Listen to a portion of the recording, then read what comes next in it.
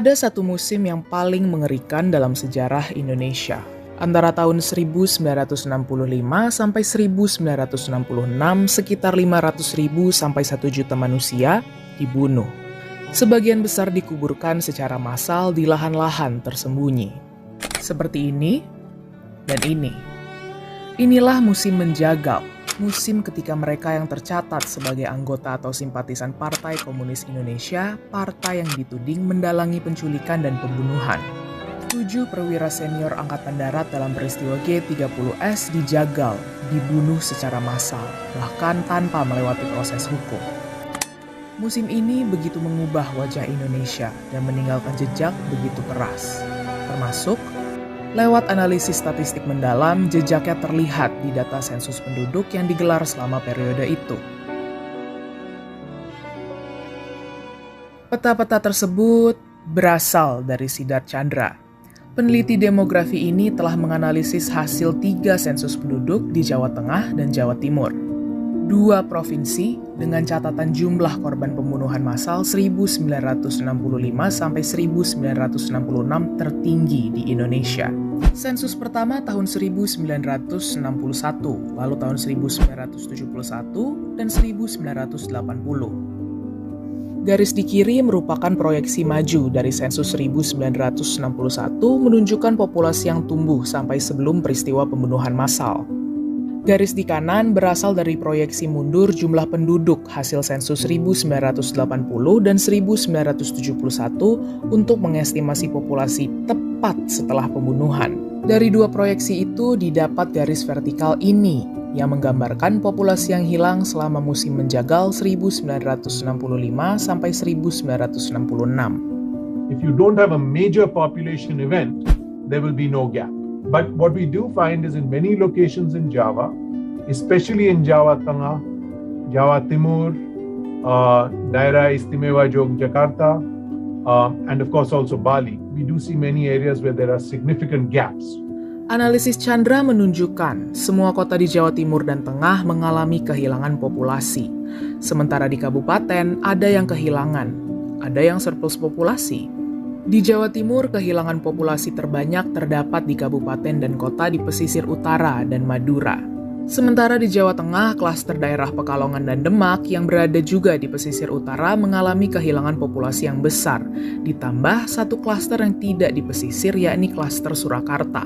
If you're trying to think about patterns of violence, one of the questions that you have to ask is which units of the military are involved in different locations, and then which are the political parties that stand to benefit the most from diminishing the Communist Party of Indonesia.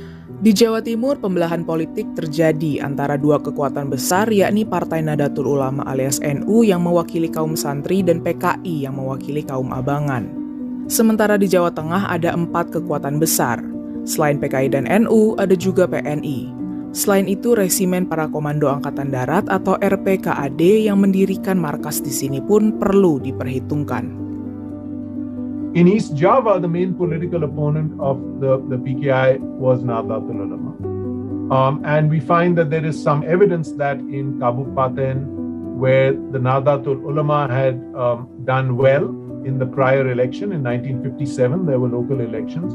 Those were Kabupaten where you saw losses in population, greater losses in population. This is a well-established fact. If you go to Central Java, you find a very different fact. There are some areas where Nahdlatul Ulama is strong and you see losses in population.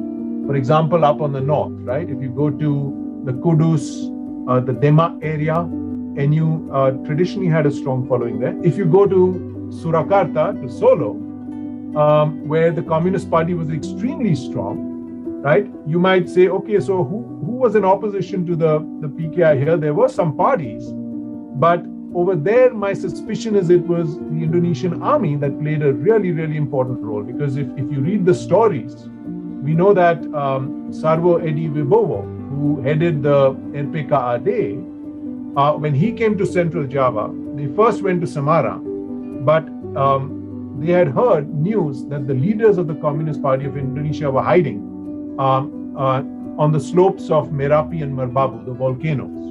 And so they set up a headquarters in Kartasuro. which is just to the west of Solo.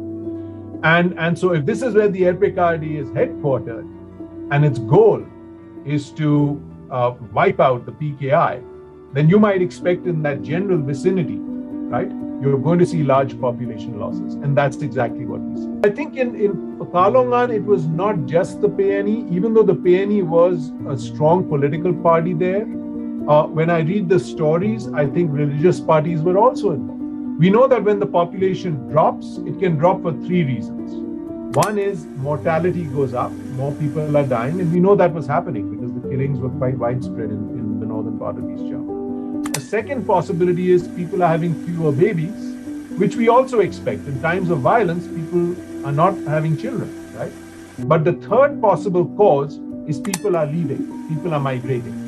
Seperti yang sudah disinggung sedikit di awal, sejumlah daerah selama 1965 sampai 1966 justru mengalami surplus populasi.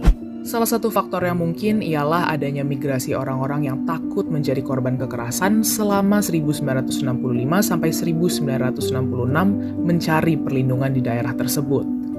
Yang paling ketara di Cilacap, surplus populasi mencapai 13%. Dan di Banyuwangi mencapai 105 ribuan penduduk. Dua daerah ini memiliki karakteristik yang mirip. PKI memperoleh suara besar pada pemilu daerah 1957 dan letaknya sulit dijangkau. Untuk Banyuwangi, selain dua faktor itu, secara eksplisit Kodam Brawijaya menyebut PKI melakukan regrouping di daerah ini.